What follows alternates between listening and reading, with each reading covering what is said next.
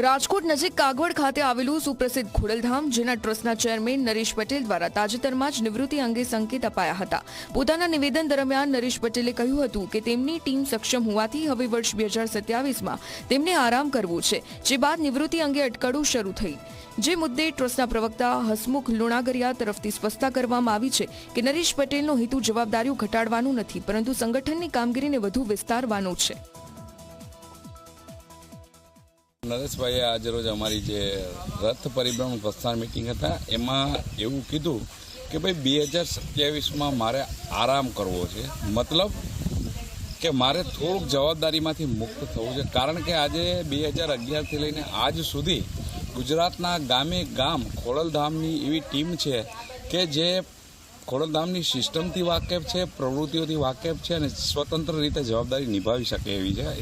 એટલા માટે નરેશભાઈએ એવું કીધું કે ભાઈ એ લોકો સક્ષમ છે, એ જવાબદારી સંભાળે જેથી હું આરામ કરી શકું.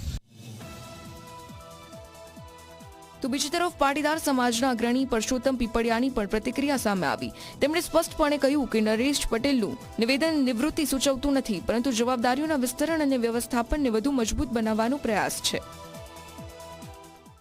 તેમનું કહેવાનું એમ છે કે